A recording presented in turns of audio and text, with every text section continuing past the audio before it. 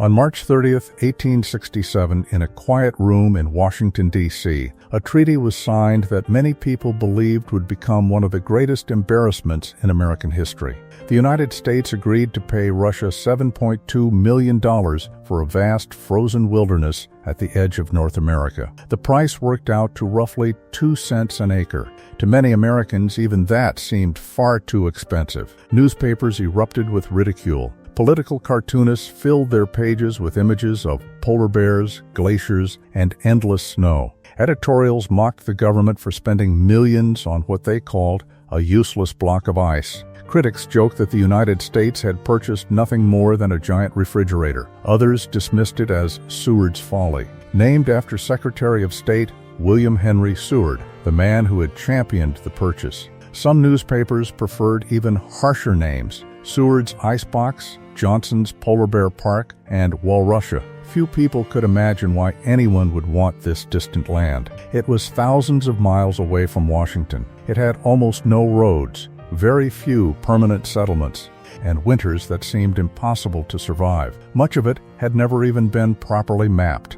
To the average American in 1867, Alaska appeared to be nothing more than a frozen wasteland. But history has a remarkable habit of making fools out of those who judge too quickly. Today, that same land is recognized as one of the most strategically valuable places on Earth. It holds vast reserves of oil and natural gas, enormous deposits of gold, copper, zinc, and rare minerals, some of the richest fisheries in the world, and a coastline longer than that of all the other American states combined. It is home to North America's tallest mountain, immense glaciers, sprawling forests, and some of the most untouched wilderness left on the planet. Yet Alaska's true value goes far beyond natural resources. Look at a globe, not the flat maps most of us grew up with, but an actual globe. Suddenly, Alaska doesn't seem remote at all. Instead, it sits at the crossroads of the Arctic and the Pacific. It faces Asia across a narrow stretch of water. At its closest point, the United States and Russia are separated by only about 55 miles. On clear days, from one of Alaska's westernmost islands, Russian territory lies just beyond the horizon. That tiny gap has shaped world history. During the Cold War, bombers and missiles could cross the Arctic faster than any other route. During World War II, Japanese forces invaded part of Alaska, bringing the war directly onto American soil. Today, military aircraft regularly patrol the skies above the region, while melting Arctic ice is opening new shipping lanes that could redefine global trade. Nations are racing to secure influence in the Arctic, and Alaska has become one of America's most important frontiers once again. What once looked like a frozen corner of the world now sits at the center of some of the biggest geopolitical questions of the 21st century. But none of this explains the real mystery. Why did Russia give it up in the first place? Russia was not a small kingdom desperate for land. It was one of the largest empires on Earth. For centuries, Russian explorers had pushed steadily eastward across Siberia, crossing forests, mountains, rivers, and frozen tundra until they eventually reached the shores of the Pacific Ocean. From there, they sailed even farther, establishing settlements across the waters in Alaska. They had invested decades into building what became known as Russian America. If Alaska would someday prove so valuable, why would an empire willingly sell it? Was Russia simply short of money? Did it fail to recognize what was hidden beneath the ground? Or did its leaders see dangers that everyone else overlooked? As it turns out, the answer has surprisingly little to do with snow, and almost everything to do with war, economics, geography, and fear. Fear of losing Alaska without receiving anything in return. Fear of the expanding British Empire. Fear that another conflict could leave Russia unable to defend a colony separated from its homeland by thousands of miles of unforgiving wilderness and ocean. The decision to sell Alaska was not made because Russia believed the land was worthless. It was made because Russian leaders believed they might not be able to keep it. On the other side of the negotiation stood a man who saw possibilities where almost everyone else saw emptiness. William Henry Seward had spent years thinking about America's future. While many politicians focused on the scars left by the Civil War, Seward was already looking toward the Pacific. He imagined the United States becoming a nation that stretched across oceans, expanded its trade with Asia, and projected power far beyond its continental borders. To many of his contemporaries, these ideas sounded unrealistic. Yet Seward believed geography was destiny. He understood something that many of his critics did not. Land is valuable not only because of what it produces today, but because of what it might become tomorrow. That idea would define the Alaska Purchase. The irony is almost impossible to ignore. The very people who laughed at Seward's decision lived long enough to witness one astonishing discovery after another. Gold seekers poured north after spectacular strikes. Prospectors uncovered rich mineral deposits. Fishing fleets harvested seemingly endless supplies of salmon and crab. Decades later, massive oil fields transformed Alaska into one of America's greatest energy producers. Each discovery made the original purchase seem more extraordinary. The jokes slowly disappeared. The ridicule faded. What had once been mocked as an expensive mistake began to look like one of the greatest bargains in history. But perhaps the greatest surprise wasn't hidden underground. It was hidden on the map. Long before satellites orbited the Earth, military planners realized that Alaska occupied one of the most important strategic positions on the planet. Aircraft traveling between North America and Asia naturally passed over the Arctic. Whoever controlled Alaska possessed a commanding position over northern air routes and access to two great oceans. That realization would become critically important during the 20th century. It influenced military strategy during World War II. It shaped nuclear planning throughout the Cold War. And today, as Arctic ice retreats and competition intensifies among major powers, it is becoming even more significant. Suddenly, the territory that 19th century newspapers dismissed as worthless appears almost priceless. Yet history is rarely as simple as declaring winners and losers. The purchase of Alaska changed the lives of millions of people, but not always in ways that appeared in political speeches. Long before Russian explorers arrived, Indigenous peoples had lived across these lands for thousands of years, building sophisticated societies adapted to one of the world's harshest environments. Their histories, cultures, and futures would be profoundly affected by decisions made in distant imperial capitals. The story of Alaska is therefore much larger than a real estate transaction. It is a story about empires rising and declining, about explorers chasing unimaginable wealth, about merchants risking everything for luxury goods, about indigenous nations navigating waves of foreign expansion, about politicians willing to gamble their reputations on a vision few others could see. It is a story of geography quietly shaping the fate of nations. Because history often turns on moments that seem insignificant at the time. A treaty signed after an overnight negotiation, a payment that seemed extravagant, a distant territory that almost nobody wanted. Those choices would influence gold rushes, oil booms, global wars, Cold War strategy, Arctic exploration, and America's emergence as a Pacific and Arctic power. The purchase of Alaska was never just about buying land. It was about buying possibilities. But to understand why one empire decided to sell and another decided to buy, we have to travel back long before 1867, before the treaty, before the headlines, before anyone called it Seward's Folly. We have to return to a time when Alaska was not American, when Russia dreamed of becoming a great Pacific empire, and when a single luxury item, coveted in the drawing rooms of Europe and China, was powerful enough to pull explorers across some of the most dangerous waters on Earth. That is where the real story begins. To understand why Russia sold Alaska, you first have to forget almost everything people commonly assume about the territory. For many, Alaska begins in 1867, when the United States purchased it. But by then, the land already had a human history stretching back thousands of years, far older than the United States itself, older than the Russian Empire, and even older than many of the world's most famous civilizations. Long before European ships appeared on the horizon, Alaska was home to thriving indigenous societies that had mastered one of the harshest environments on Earth. This was not an empty wilderness waiting to be discovered. It never was.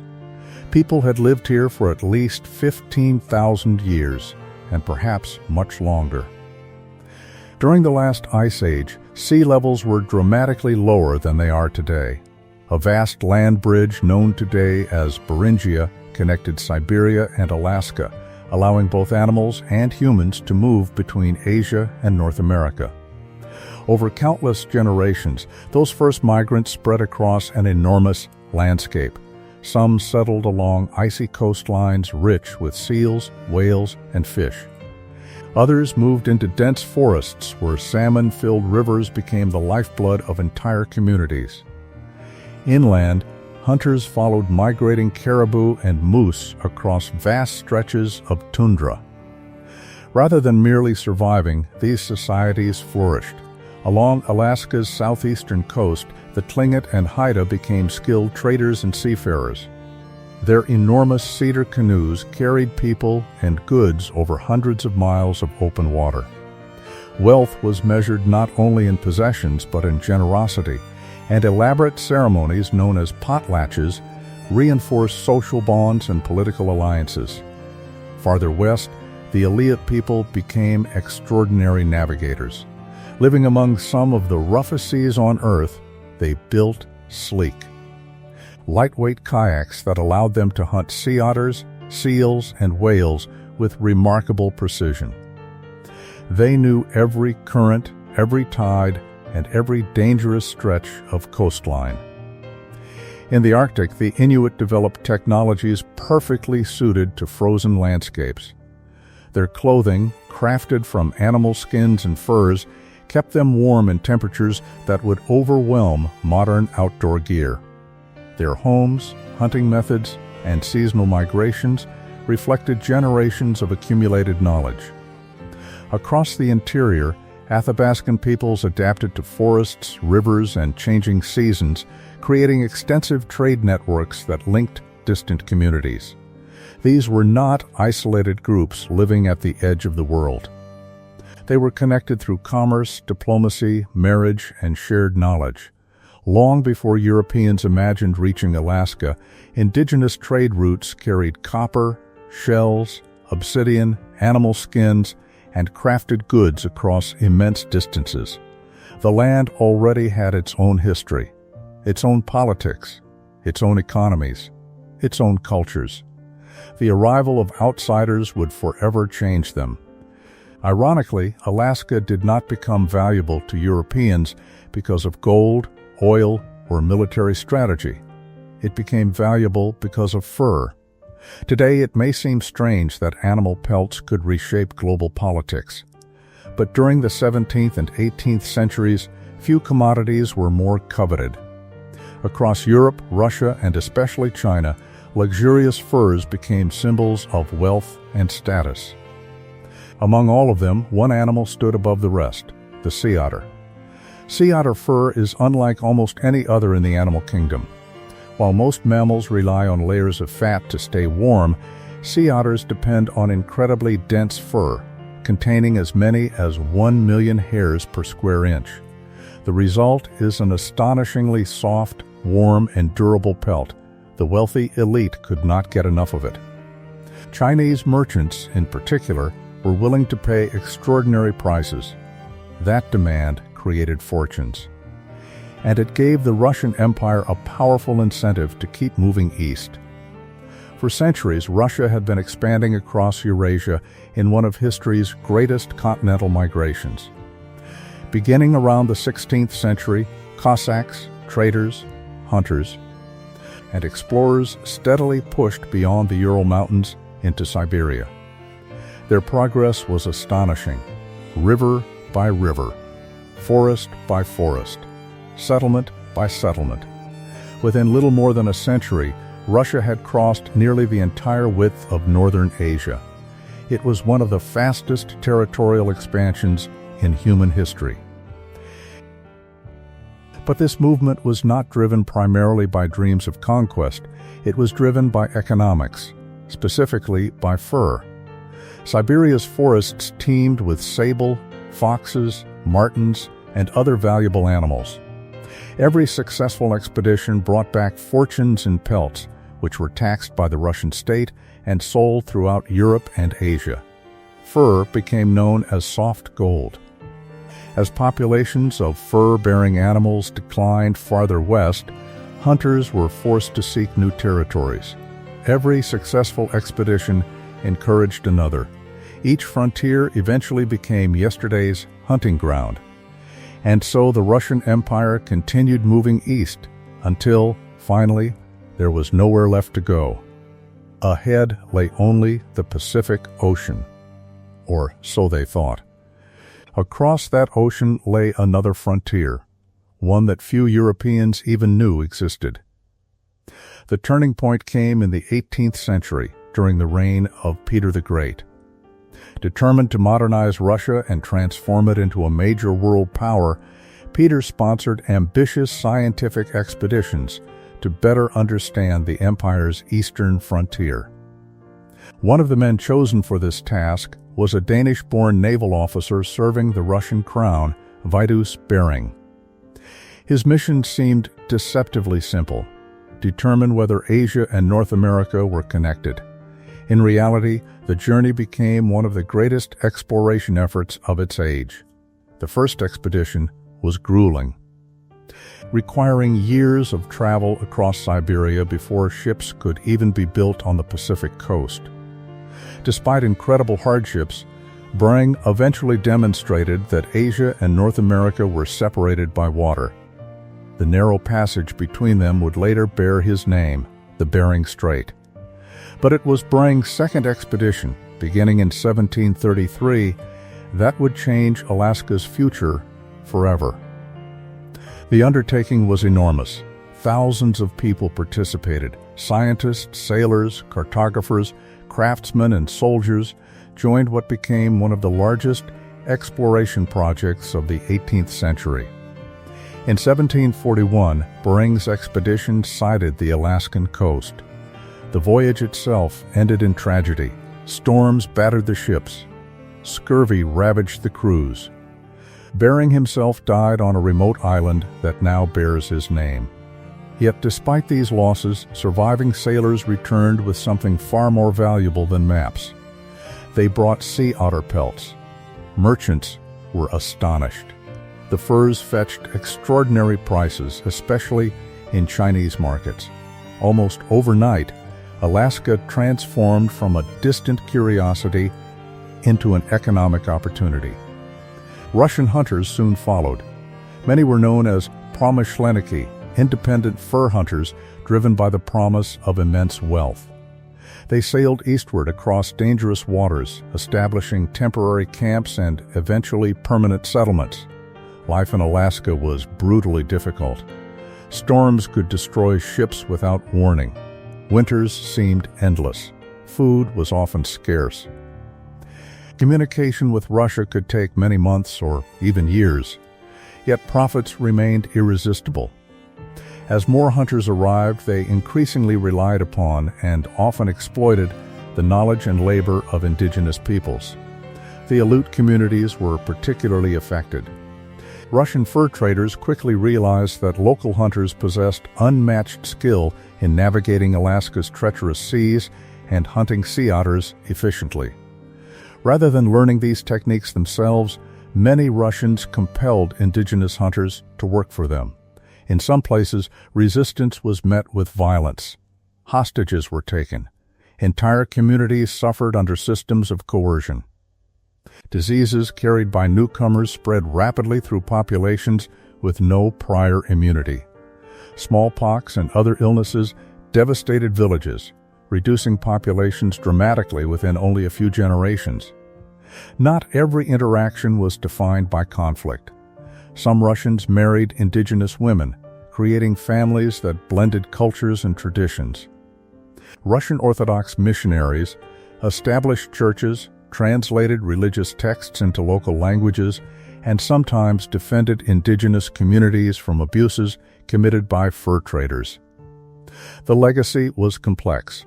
There were genuine cultural exchanges, there were lasting religious influences, but there was also exploitation, violence, and profound demographic loss.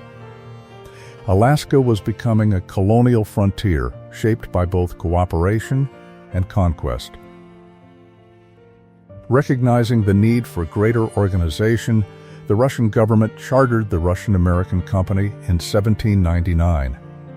Modeled after other great trading companies of the era, it was granted remarkable powers. The company could establish settlements, conduct trade, collect taxes, govern territory, even maintain its own armed forces. In many ways, it functioned as a government thousands of miles from St. Petersburg. Its most influential leader, Alexander Baranov, spent decades trying to transform Russia's scattered Alaskan outposts into a profitable colony. He founded what became the colonial capital at New Archangel, today known as Sitka. From there, Russian administrators supervised fur trading operations stretching across the North Pacific.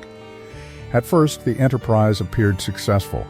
Ships carried valuable pelts to China, merchants earned fortunes. Russia expanded its influence along the Pacific coast. Some even dreamed that Russian America might continue growing southward into what is now British Columbia, Oregon, or even California. In fact, Russia briefly established Fort Ross on the coast of California in 1812, hoping to supply its northern settlements with agricultural products. The dream was ambitious, a Russian commercial empire stretching along North America's Pacific coast. But dreams are easier to imagine than to sustain. The very success of the fur trade created its greatest problem. Sea otters were hunted relentlessly. Year after year, decade after decade, populations collapsed. The animals that had made Alaska valuable became increasingly difficult to find. Hunters had to travel farther for smaller returns. Profits began shrinking. At the same time, the costs of maintaining the colony continued rising. Every nail, every cannon, every barrel of flour, every government official, every soldier. Nearly everything had to be transported across immense distances. Supplying Russian America became a logistical nightmare.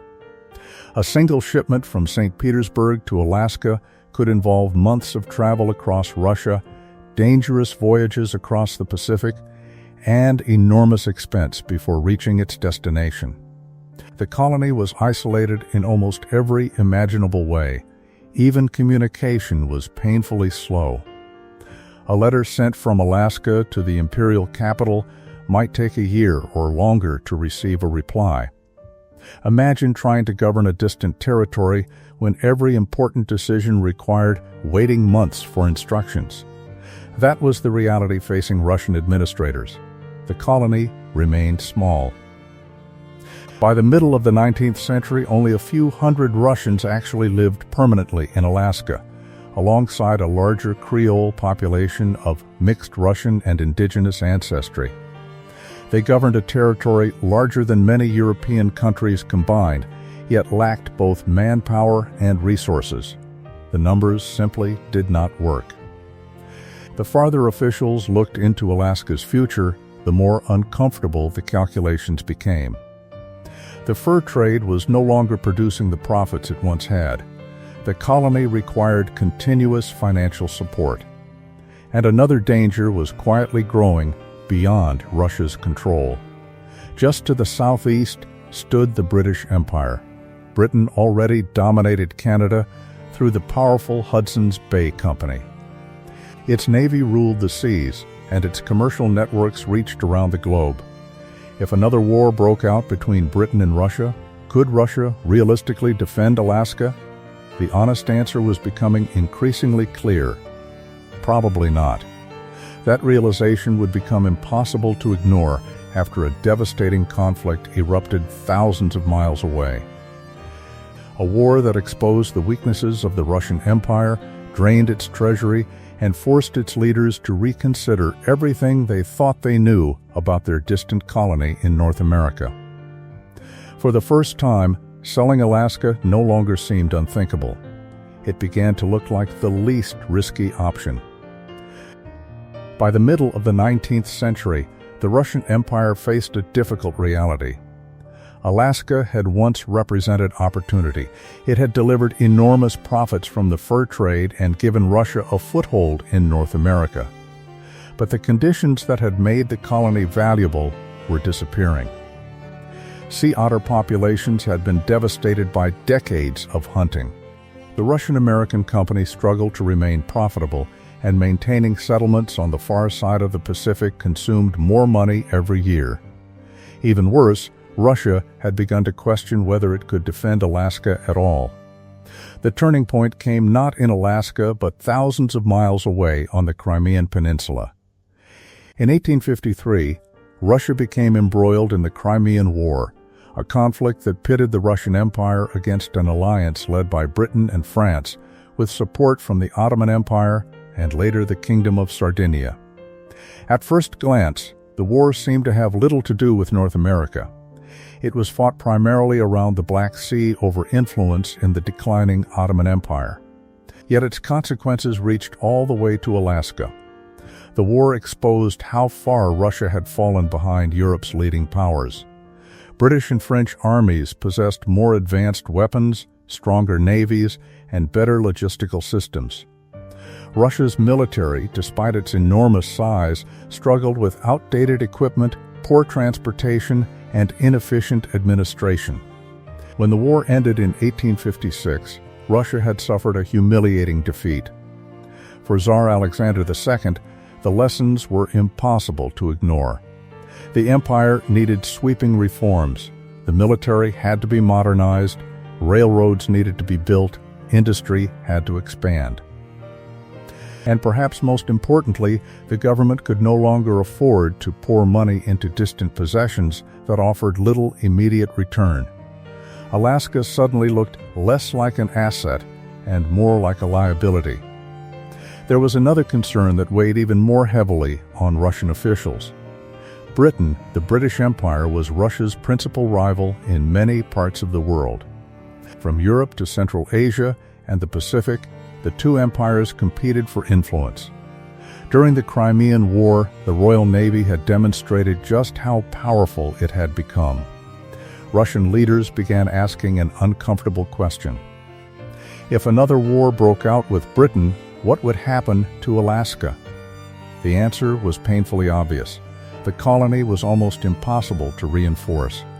Any fleet sent from Russia would have to travel enormous distances, while Britain's naval forces already operated throughout the Pacific. Just across the border in British North America, British territory stretched toward Alaska's southeastern frontier. If war came again, Britain might simply seize Alaska. And, if that happened, Russia would lose everything without receiving a single ruble in return. Selling the territory before that happened began to look surprisingly practical. But if Russia was going to sell Alaska, there was one country it preferred above all others: the United States. This choice was not accidental. Russia and the United States had enjoyed unusually friendly relations for much of the 19th century. Unlike Britain and France, the United States had not joined the Crimean War against Russia. In fact, many Russians viewed the growing American Republic as a useful counterweight to British influence in North America. If Alaska became American territory, it would place another buffer between Britain's Canadian possessions and Russia's remaining interests in the Pacific. In Russian eyes, selling Alaska to the United States was not simply a financial transaction. It was a geopolitical calculation. Better to strengthen a friendly nation than hand an advantage to a rival empire. Now Russia needed someone capable of making the deal happen. That man was Eduard de Stoeckl. A skilled diplomat serving as Russia's minister to the United States, Stoeckl had spent years building relationships in Washington. He understood American politics, spoke fluent English, and enjoyed the confidence of both Russian officials and influential Americans. His instructions were clear. If the opportunity arose, negotiate the sale of Alaska. Fortunately for Stoeckl, there was one man in Washington who needed very little convincing: William Henry Seward. Few American politicians possessed a broader vision of the nation's future. Seward had served as governor of New York, represented the state in the U.S. Senate, and narrowly lost the Republican presidential nomination to Abraham Lincoln in 1860. After Lincoln's victory, Seward became Secretary of State and remained in that position under President Andrew Johnson following Lincoln's assassination in 1865. By 1867, the United States was still recovering from the devastation of the Civil War. More than 600,000 Americans had died. Cities and farms across the South lay in ruins. Political divisions were deep and bitter. Many believed the government should focus entirely on rebuilding the nation. Seward agreed that reconstruction mattered. But he also believed America had to think beyond its immediate problems. He envisioned a country that stretched confidently across the continent and looked outward toward the Pacific Ocean. Long before most Americans appreciated Asia's economic potential, Seward believed trade across the Pacific would define the future. Steamships were shrinking oceans. New markets were emerging. Nations that controlled Pacific routes, he believed, would shape the next century. To Seward, Alaska was not a frozen wilderness. It was a strategic gateway. Its harbors could support commerce. Its location overlooked northern Pacific shipping routes.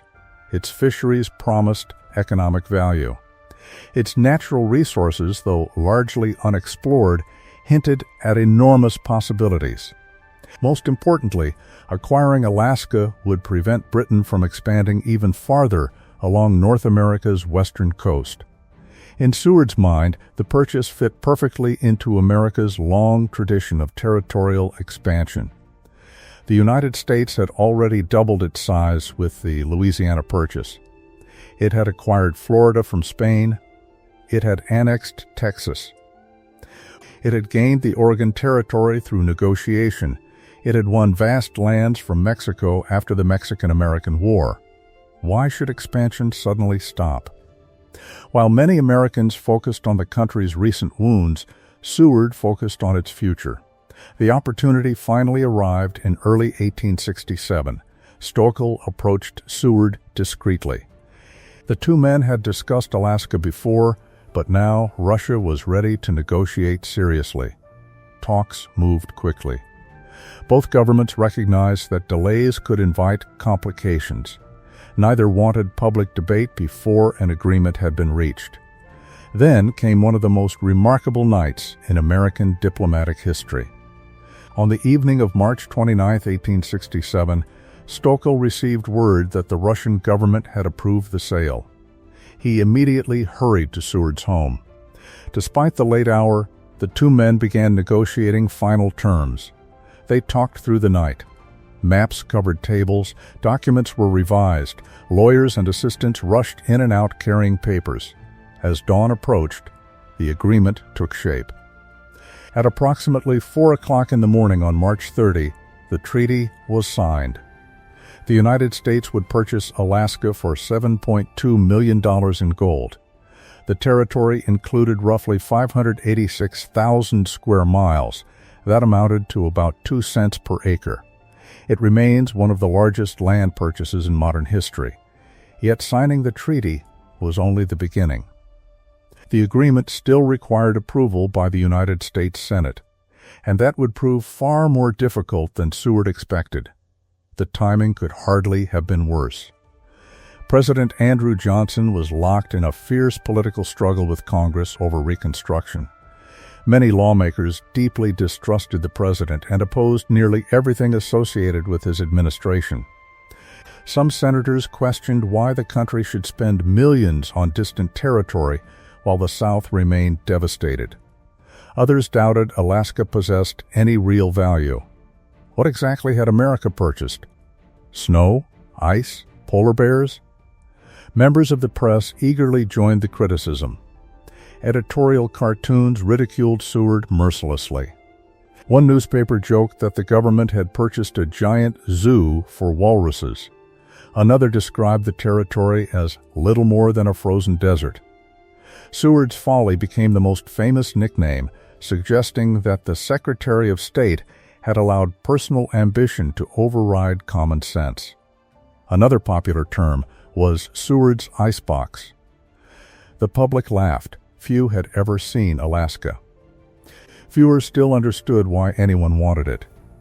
To people living in New York, Philadelphia, or Chicago, the territory felt unimaginably distant. Its climate seemed hostile. Its economy appeared non-existent. The criticism ignored one important fact. Almost nobody making fun of the purchase actually knew very much about Alaska. Large portions of the territory had never been scientifically surveyed. Its mineral wealth remained undiscovered. Its future oil reserves were unimaginable. Even its strategic importance would not become fully apparent for decades. The debate was based largely on assumptions. Fortunately for Seward, he possessed remarkable political skill. Behind the scenes, supporters worked tirelessly to persuade skeptical senators. They emphasized the treaty's modest price, America's growing influence in the Pacific, and the importance of preventing British expansion. After weeks of debate, the Senate voted. The treaty passed comfortably, receiving well over the required two-thirds majority. The purchase became official. But one final chapter remained, the formal transfer of Alaska itself. That ceremony took place on October 18, 1867, in the colonial capital of Sitka. Russian soldiers assembled one last time. American troops stood waiting. Residents gathered to witness a moment few fully appreciated. As military bands played, the Russian flag was lowered. According to several accounts, it briefly became tangled while descending, a small but memorable complication that observers later interpreted in different ways. Then, slowly, the American flag rose into the cold northern sky. Nearly 125 years of Russian rule had come to an end. Russian America no longer existed. The United States had gained a vast new territory unlike any it had ever owned. Many Russian officials departed aboard ships bound for Asia and Europe. Some families stayed behind.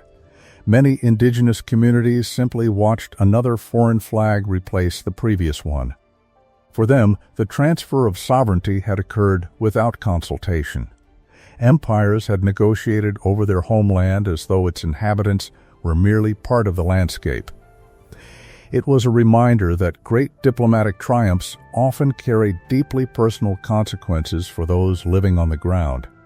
Back in the continental United States, however, public attention quickly shifted elsewhere. Reconstruction dominated politics. Economic concerns filled newspaper headlines. Most Americans soon forgot about Alaska altogether. The frozen territory slipped quietly into the background of national life. For years, Seward's critics seemed justified. Alaska generated little excitement. There were no spectacular fortunes, no booming cities, no dramatic transformation. Just distant settlements scattered across an enormous wilderness. Had America truly spent millions on a land that would never repay the investment? It certainly looked that way. But history was preparing one of its greatest surprises.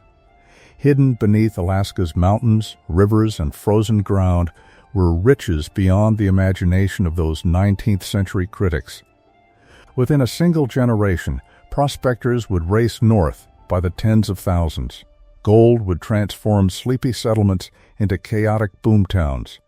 Later, vast deposits of copper, coal, timber, and fish would reshape the territory's economy, and in the 20th century, the discovery of one resource beneath Alaska's frozen tundra would make the original purchase seem almost unbelievable. Oil, the bargain that newspapers mocked as Seward's Folly, was about to become one of the greatest investment decisions any nation had ever made.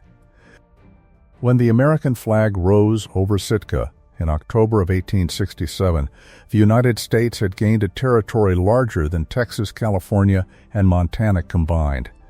Yet for years afterward, it barely knew what to do with it. Washington had purchased an enormous expanse of mountains, forests, glaciers, rivers, and islands, but almost none of it had been carefully explored. Maps remained incomplete. Much of the interior was still a mystery to outsiders. Communication with the rest of the country was painfully slow, and only a handful of government officials, traders, missionaries, soldiers, and indigenous communities lived across the vast landscape. To many Americans, Alaska simply disappeared from public attention. The jokes about Seward's Folly lingered. Whenever politicians criticized wasteful government spending, someone would inevitably mention the purchase of Alaska.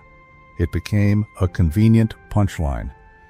Why had the government spent millions on a frozen wilderness? The irony was that while people in Washington laughed, the land itself was quietly preparing to rewrite the story. Nature had been building Alaska's wealth for hundreds of millions of years. Ancient mountain-building forces had folded enormous sections of the Earth's crust. Volcanoes erupted. Glaciers carved valleys through solid rock. Rivers carried minerals across thousands of miles. Beneath the frozen ground, extraordinary geological processes concentrated gold, copper, silver, zinc, and eventually oil into deposits unlike almost anywhere else in North America. None of that was obvious in 1867. The treasure was hidden. And hidden treasure has a remarkable way of changing history. For the first 2 decades after the purchase, Alaska remained a frontier known mainly to fishermen, fur traders, whalers, missionaries, and adventurous explorers.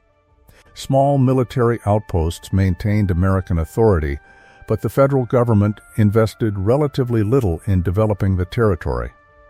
The economy still depended heavily on resources that had attracted outsiders long before the American flag arrived. The oceans. If you look at a map of Alaska, one fact immediately stands out. Its coastline is astonishingly long, more than 33,000 miles when its countless islands, bays, and inlets are included. That coastline touches some of the richest marine ecosystems on Earth. Cold Arctic waters mix with nutrient-rich Pacific currents, creating ideal conditions for marine life.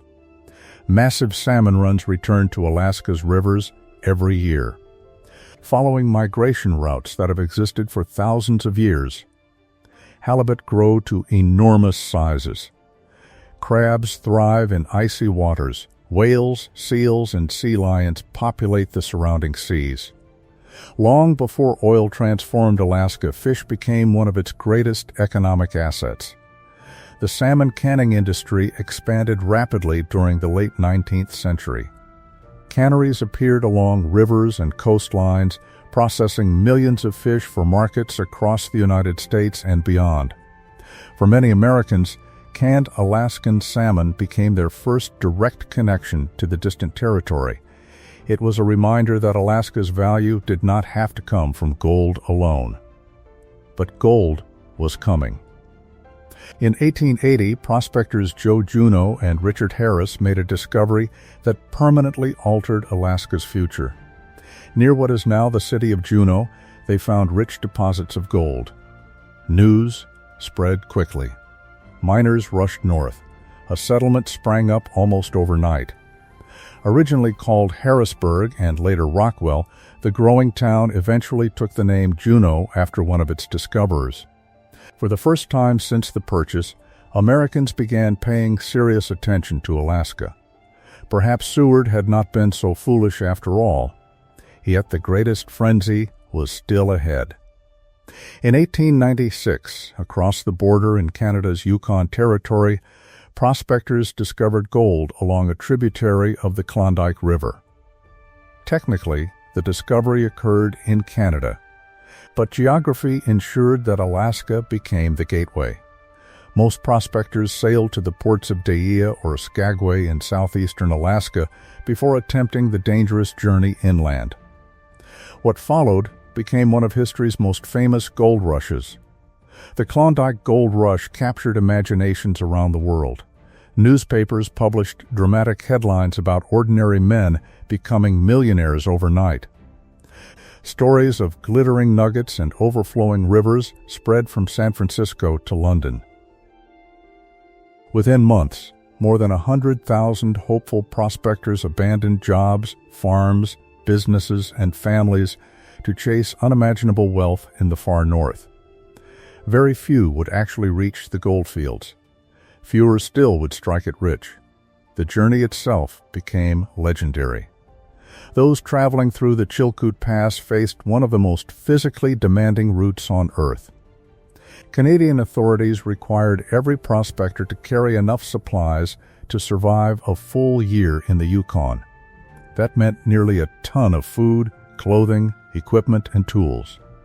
Since no one could carry that much at once, many miners climbed the steep mountain trail dozens of times, hauling small loads before returning for more.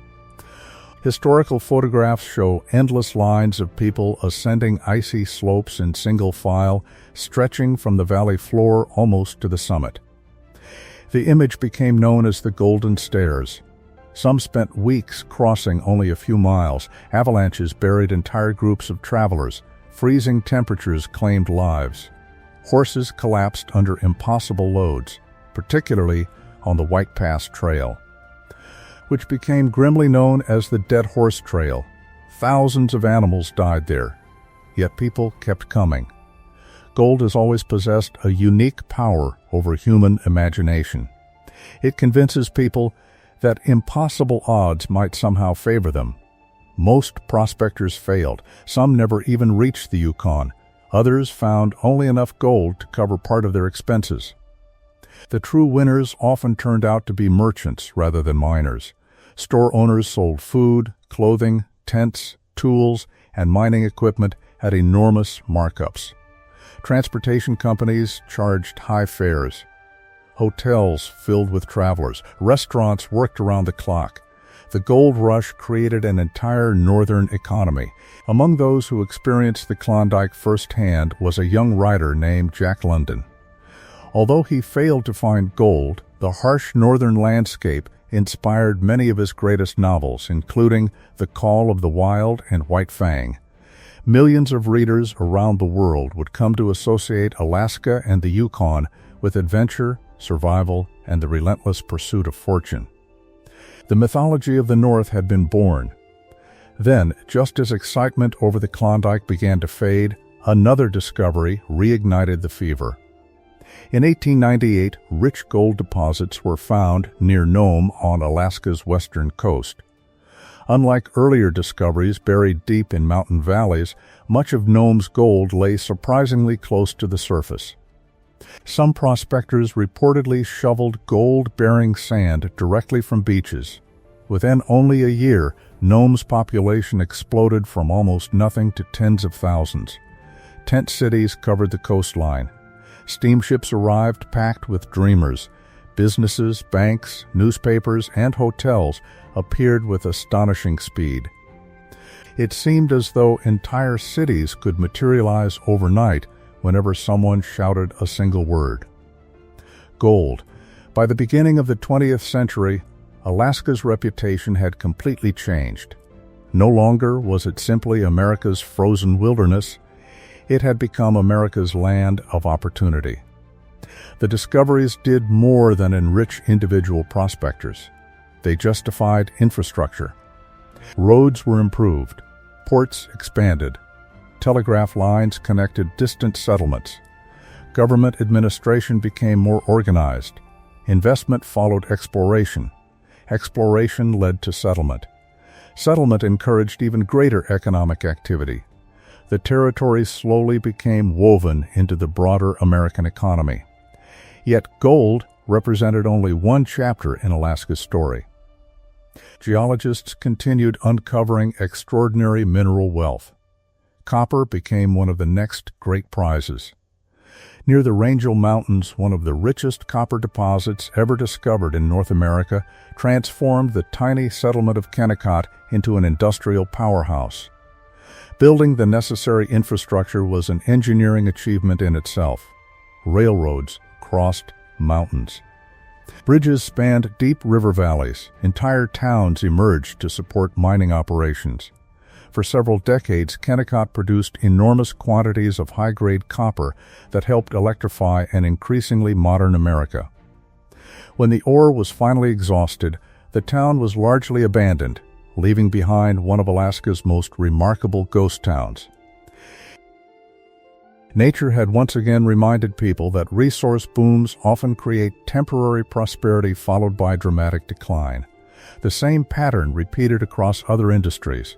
Coal deposits fueled railroads and steamships, timber supported construction, commercial fishing expanded into one of the world's largest seafood industries.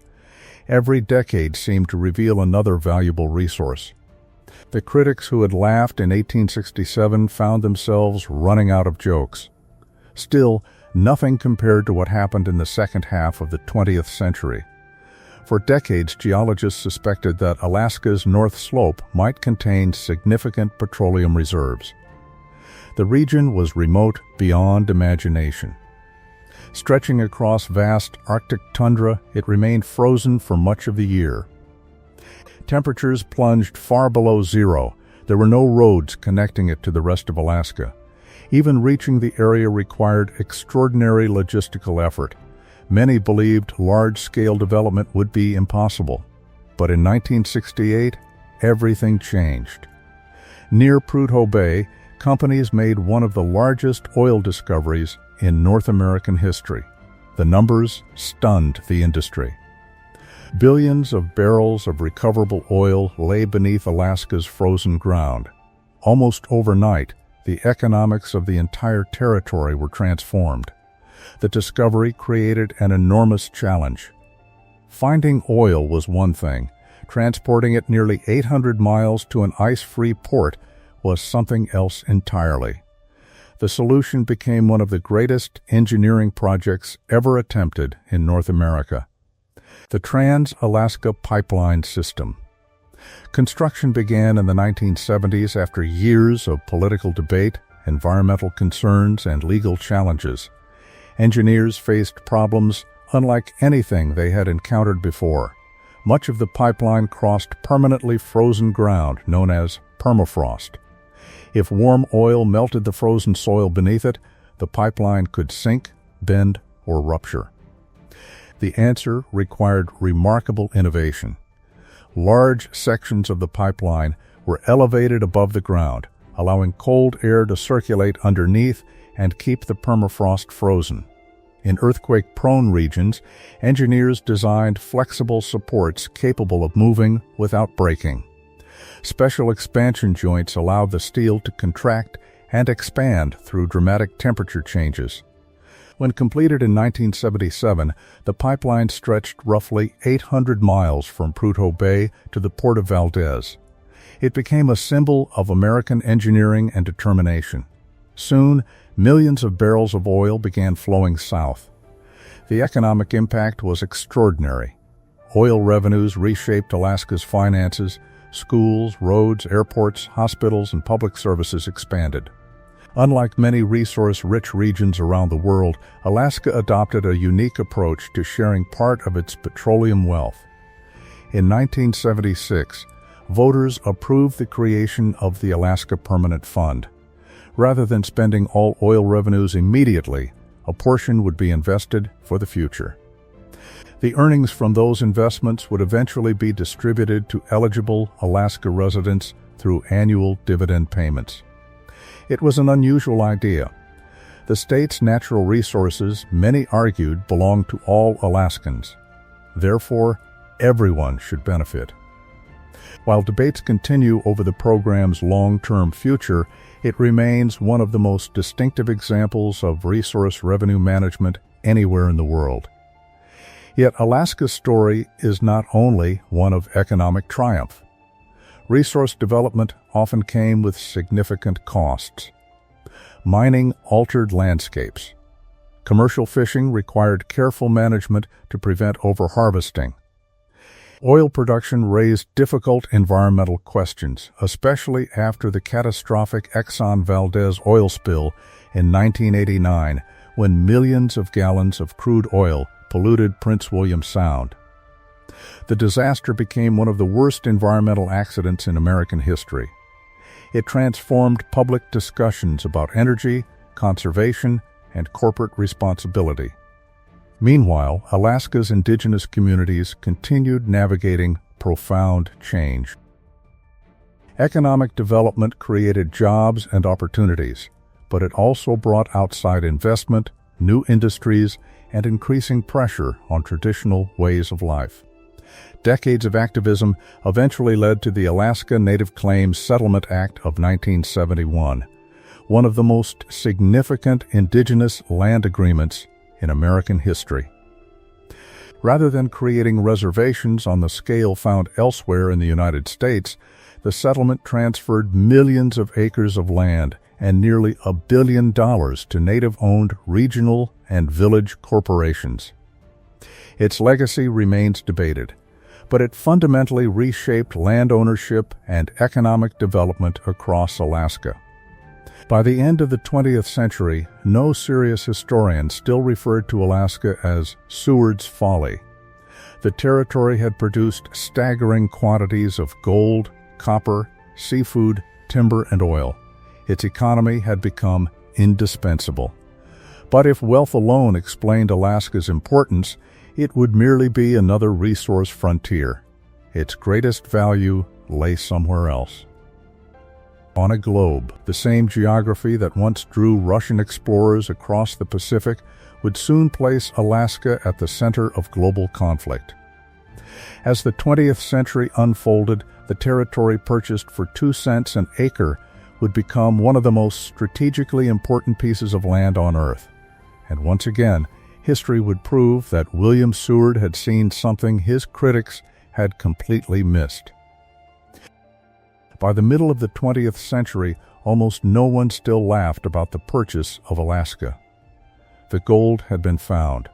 The fisheries had flourished. The copper mines had proven enormously productive. Oil was beginning to transform the territory's economy. But as impressive as Alaska's natural wealth had become, another realization was quietly taking shape inside military headquarters in Washington. America had not simply bought a resource-rich frontier. It had purchased one of the most strategically valuable pieces of geography on Earth. This was something William Henry Seward had sensed almost a century earlier. Even if he could not have imagined exactly how technology would reshape warfare. For generations, Americans thought of the Atlantic and Pacific Oceans as giant protective moats. They believed distance alone would shield the country from invasion. But the 20th century changed everything. Steamships became faster, aircraft crossed oceans, long-range bombers ignored coastlines. Missiles erased distance almost entirely. And suddenly, the shortest route between two superpowers was no longer across an ocean. It was across the Arctic. Look at a flat map, and Alaska appears isolated. Look at a globe, and it suddenly occupies the center of the northern world. Anchored between North America and Asia, Alaska overlooks the Bering Strait, the narrow gateway connecting the Pacific and Arctic Oceans. At its closest point, the United States and Russia stand only about 55 miles apart. That narrow stretch of water, insignificant to many people in the 19th century, would become one of the most important frontiers of the modern age. The first major warning came during the Second World War. For many Americans, World War II is remembered through images of Pearl Harbor, Normandy, Midway, and Iwo Jima. Few realize that enemy forces actually occupied American soil during the conflict. The place was Alaska. Following Japan's surprise attack on Pearl Harbor in December 1941, the Pacific War expanded rapidly. Japanese military planners wanted to protect the northern flank of their growing empire while distracting American forces from the decisive Battle of Midway. In June 1942, Japanese aircraft bombed Dutch Harbor in the Aleutian Islands. Soon afterward, Japanese troops landed on the islands of Attu and Kiska. For the first time since the War of 1812, foreign soldiers occupied American territory. The psychological impact was enormous. The occupation itself involved relatively small numbers of troops compared to the massive campaigns taking place elsewhere. But symbolism mattered. If Japanese forces could seize islands belonging to the United States, then Alaska was no longer some distant wilderness. It had become a battlefield. American and Canadian forces responded by launching one of the harshest military campaigns of the war. The Aleutian Islands offered almost every imaginable obstacle. Dense fog frequently reduced visibility to only a few yards. Powerful winds battered ships and aircraft. Mountainous terrain made movement exhausting. Freezing rain soaked soldiers for days. Many troops later recalled that the weather was more dangerous than the enemy. Aircraft disappeared into clouds and never returned. Ships struck hidden reefs. Soldiers suffered frostbite, exposure, and accidents even when no fighting occurred. Military planners began calling the Aleutians the theater of weather. Retaking Attu in 1943 proved especially brutal. American soldiers fought across steep slopes covered in snow, mud, and freezing fog. The Japanese defenders resisted fiercely. As defeat became inevitable, many launched a massive final charge rather than surrender. The battle became one of the bloodiest fought on American territory. Kiska presented an even stranger story. When Allied forces landed expecting another difficult battle, they discovered the island completely empty. Japanese forces had secretly evacuated under cover of thick fog without the Allies realizing it. Even so, dozens of Allied soldiers died from mines, accidents, and friendly fire during the operation. The Aleutian campaign demonstrated something military planners would never forget. Control of Alaska mattered. The territory guarded the northern approaches to North America. It protected Pacific shipping routes. And it could not be ignored during any major conflict involving Asia. When World War II ended, however, an even greater rivalry was already beginning. The Cold War. Ironically, America's new adversary was the same country that had sold Alaska nearly 80 years earlier. The Soviet Union inherited the vast territory of the former Russian Empire, stretching from Eastern Europe across Siberia to the Pacific. Suddenly, Alaska found itself facing the world's other emerging superpower. For decades, the Arctic became one of the most heavily militarized regions on Earth. The reason was simple. On a globe, the shortest flight path between Moscow and Washington passes directly over the polar region. If nuclear war ever erupted, bombers carrying atomic weapons would likely cross the Arctic first. That made Alaska America's northern shield. Radar stations began appearing across remote mountains and tundra. Airfields expanded. Military bases grew rapidly. Entire communities developed around defense installations. One of the largest projects was the Distant Early Warning Line, commonly known as the DEW Line, stretching across Alaska, Canada, and Greenland. The system consisted of radar stations designed to detect Soviet bombers approaching over the Arctic. Many of these installations were built in places so remote that construction crews could reach them only by aircraft or seasonal ships. Workers battled extreme cold, isolation, and months of darkness. Maintaining the stations became an enormous logistical challenge. but military leaders considered them essential. Every extra minute of warning could mean the difference between preparing a defense and suffering catastrophic surprise. The skies above Alaska became increasingly busy. American fighter aircraft routinely intercepted Soviet bombers approaching international airspace. Most of these encounters ended peacefully. Pilots photographed one another. Aircraft turned away. Both sides continued their patrols.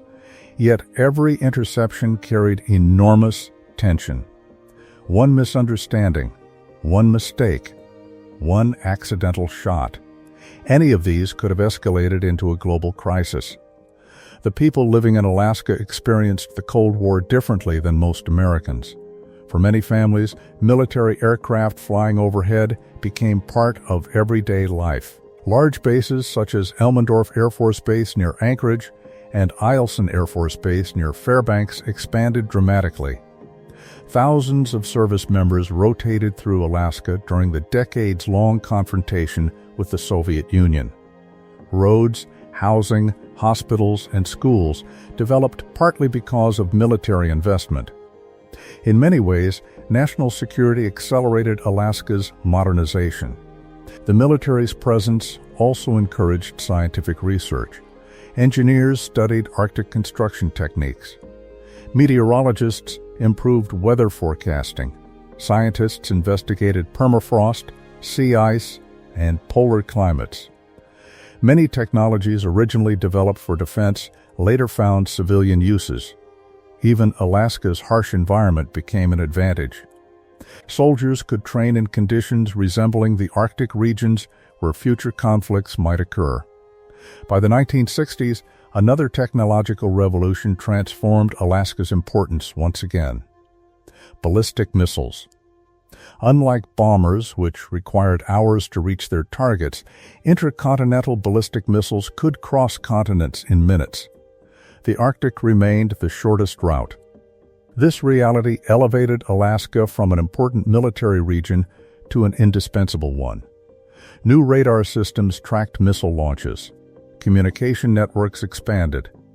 Command centers coordinated early warning information across North America. The territory became deeply integrated into continental defense. Despite decades of tension, the Cold War never erupted into direct conflict between the United States and the Soviet Union. When the Soviet Union dissolved in 1991, many observers assumed Alaska's strategic importance would fade. For a brief moment, it appeared they might be right. Military spending declined. Some installations were reduced.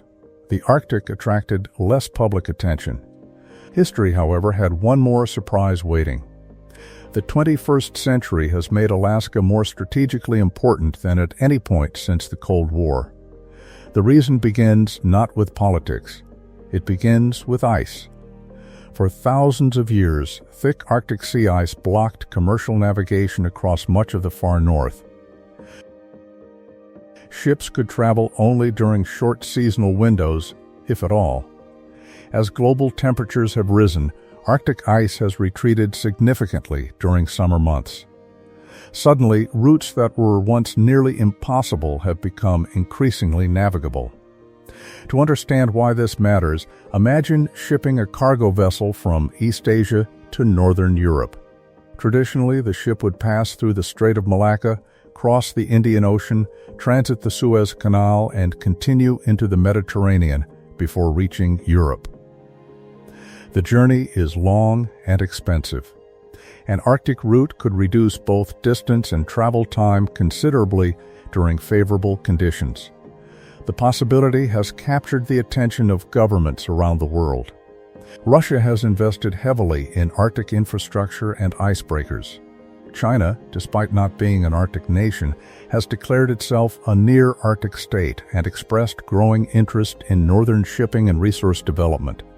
Canada, Norway, Denmark, and the United States all view the region as increasingly significant. And standing at the entrance to the American Arctic is Alaska. Its ports, airfields, coastlines, and military bases occupy positions that cannot easily be replaced.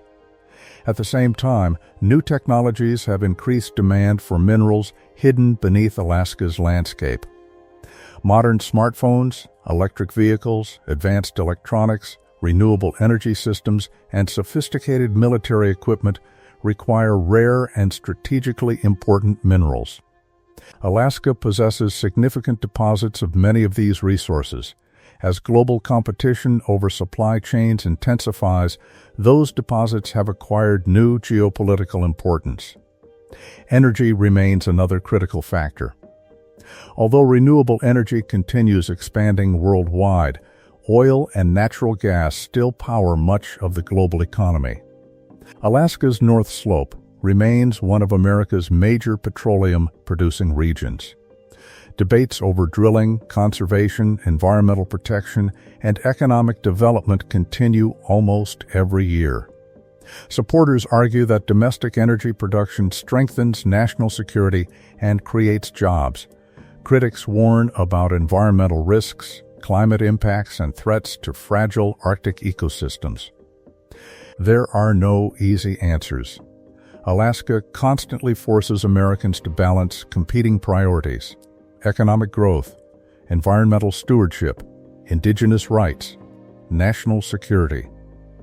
Few places illustrate those tensions more clearly. Military cooperation with Alaska's indigenous communities has also grown in importance. Many Native Alaskans possess generations of knowledge about Arctic travel, weather, wildlife, and survival. Their understanding of the region has proven valuable not only for scientific research but also for emergency response and national defense planning. Increasingly, policymakers recognize that protecting the Arctic requires listening to the people who have lived there for thousands of years. Meanwhile, relations between the United States and Russia have entered another period of heightened tension. Military aircraft continue operating near Alaska's Air Defense Identification Zone. Naval patrols remain common in northern waters. Large military exercises regularly occur throughout the Arctic, although these activities usually remain professional and carefully managed. They serve as reminders that geography never changes. Governments may rise and fall, empires may disappear, technologies may evolve. But Alaska remains exactly where it has always been, at the meeting point of continents, at the gateway between two oceans, at the crossroads of some of the world's most important strategic routes. Looking back, it is almost astonishing that so many Americans once dismissed the purchase as an expensive mistake. The territory that critics mocked as Seward's icebox helped protect North America during World War II. It became a cornerstone of Cold War defense. It continues to shape Arctic strategy, energy security, mineral supply chains, and great power competition in the 21st century. Yet perhaps the greatest measure of Alaska's importance is this: if the United States did not already own Alaska today, acquiring it would likely be considered one of the most strategically valuable opportunities in modern history. But history offers no second chances. The decision was made in 1867. The check was written. The flags were exchanged. And over the next century and a half, that single purchase quietly helped transform the United States from a continental power into a nation with enduring influence across both the Pacific and the Arctic. Only one question remains. Looking back across more than 150 years, was the purchase of Alaska simply the luckiest real estate deal in history? Or was it something far more remarkable? A rare moment when one statesman saw the future more clearly than almost everyone else? History often celebrates the loudest moments, the great battles, the dramatic revolutions, the speeches that echo through generations. Yet some of the most important decisions in history arrive almost quietly. No armies march, no cities fall, no crowds gather to witness history being made.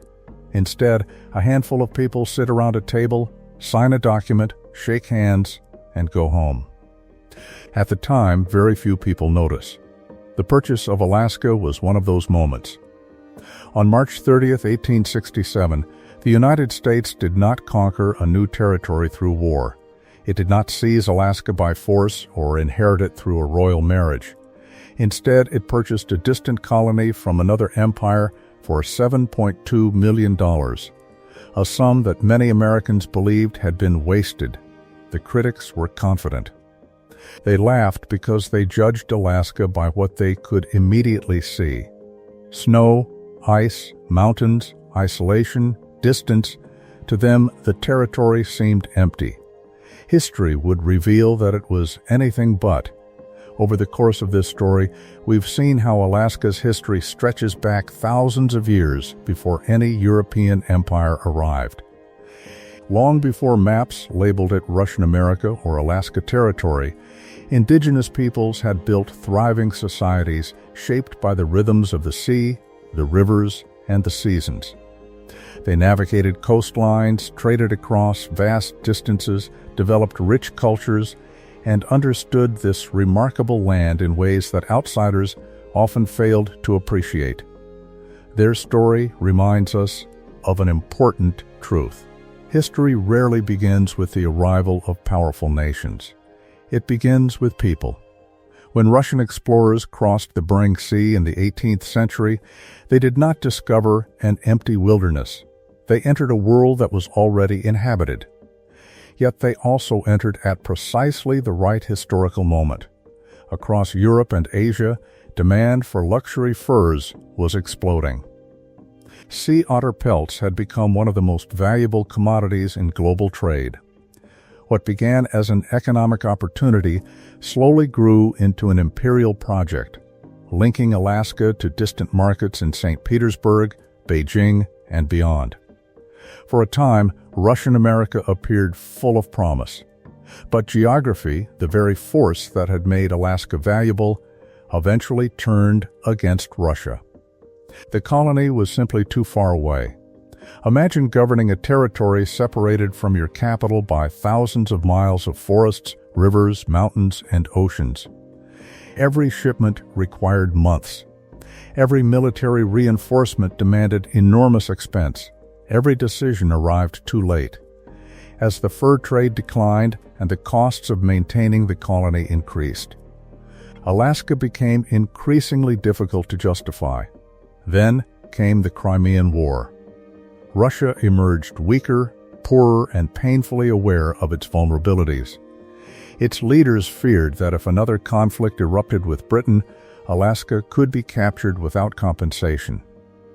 So they made a decision that would forever alter the course of North American history.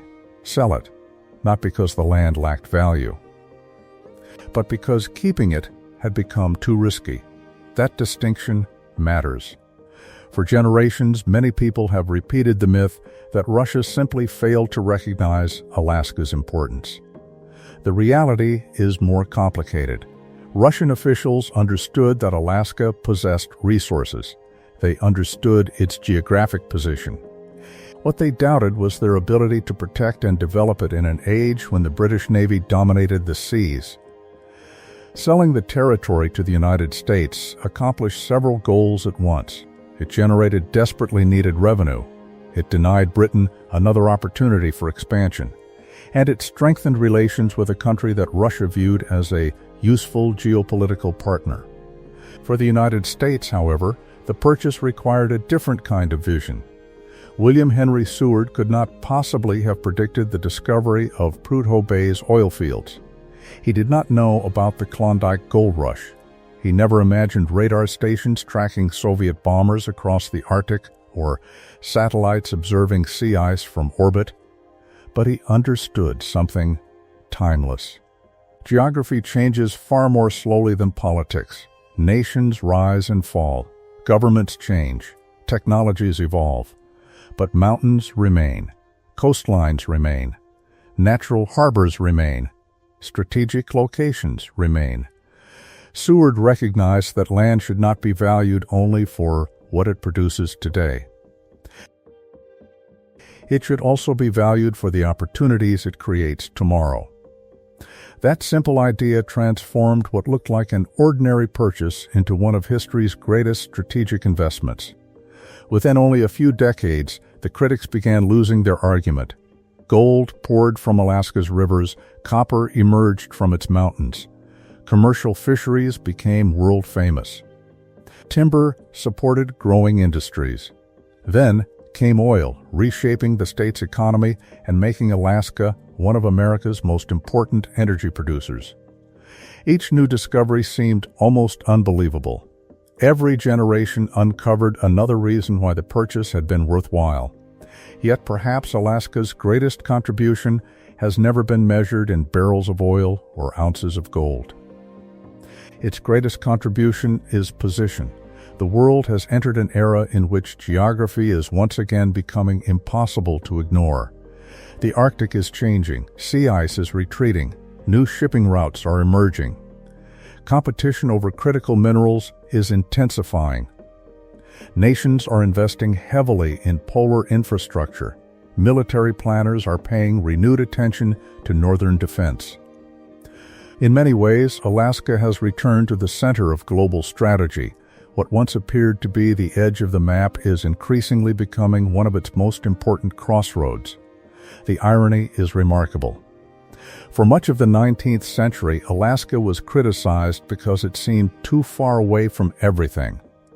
Today, it matters precisely because it sits so close to so many things. Close to Russia. Close to the Arctic. Close to Asia. Close to emerging trade routes. Close to resources that the modern world increasingly depends upon. The map never changed. Only our understanding of it did. History is full of moments like this. People often mistake unfamiliarity for worthlessness. Again and again, societies underestimate places that seem remote, technologies that appear impractical, or ideas that challenge conventional wisdom. Only with time do their true consequences become clear. Alaska is one of history's greatest examples of this lesson. But it also invites us to ask one final question. What if Russia had never sold it? Imagine an alternative world. Suppose the Russian Empire had somehow retained Alaska through the 19th century. Would it have remained Russian after the empire collapsed in 1917? Would the Soviet Union have inherited territory on the North American continent?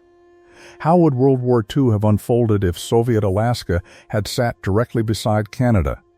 Would American bombers have shared Arctic skies with Soviet forces decades before the Cold War? Would the Cuban Missile Crisis have looked entirely different if Soviet military bases already existed only a short distance from the continental United States? The Cold War might have become even more dangerous than it already was. The United States would almost certainly have viewed Soviet-controlled Alaska as an intolerable strategic threat. Military spending across the Arctic would have expanded dramatically. Diplomatic tensions could have risen even higher. Perhaps the history of the 20th century would have unfolded very differently. No one can know for certain. History offers only one version of events, the one that actually happened. And in that version, Russia sold Alaska. The United States bought it. The critics laughed. Then history quietly proved them wrong. Today, Alaska represents far more than America's largest state. It is home to remarkable indigenous cultures whose histories continue to shape the region. It is a land of extraordinary natural beauty, where glaciers meet rainforests, volcanoes rise above frozen tundra, and millions of wild salmon still return to the rivers each year. It is an economic powerhouse rich in energy, seafood, tourism, and minerals. It is a scientific frontier where researchers study climate, wildlife, earthquakes, volcanoes, and the changing Arctic. It is a military cornerstone connecting North America to the Pacific and the polar regions. And perhaps most importantly, it is a reminder that the decisions shaping the future are not always recognized in their own time. When William Henry Seward defended the purchase of Alaska, he faced ridicule from newspapers, politicians, and much of the public. He could have chosen the safer path. He could have avoided criticism. He could have walked away from the negotiations. Instead, he accepted the possibility that history might judge him decades later rather than immediately. That is the mark of strategic thinking, not predicting every detail of the future, but recognizing opportunities before everyone else does. The story of Alaska is ultimately not about a frozen frontier. It is about the power of long-term vision. It is about understanding that geography shapes history in ways that are often invisible until generations have passed. It is about how commerce can drive exploration, how exploration can inspire empire, how empire can give way to diplomacy, and how a single treaty can alter the balance of power for centuries. Most Americans alive in 1867 believed they were watching the government make an expensive mistake. If they could stand in Alaska today, they would see something very different. They would see one of the world's richest fishing grounds, one of North America's greatest energy reserves, an immense source of critical minerals, a vital military frontier, a gateway to the Arctic, and one of the most spectacular landscapes on Earth. They would also see something that history repeatedly teaches us. The greatest investments are often the ones that seem impossible to understand in the moment. More than 150 years have passed since a treaty signed in the early hours of a Washington morning transferred Alaska from one empire to another. The signatures have long faded. The diplomats are gone. The arguments have become history. But the consequences remain. Every aircraft that crosses the Arctic, every ship that sails Alaska's waters, every barrel of oil that flows through the Trans-Alaska Pipeline, every salmon returning to its ancestral river, every radar station scanning the northern skies, every community that calls Alaska home. All of them are connected, in one way or another, to a decision that many people once dismissed as foolish. Seward's Folly. History remembers it by a very different name, one of the greatest land purchases ever made, and perhaps one of the clearest reminders that sometimes the most valuable thing a nation can buy is not simply land, but the future.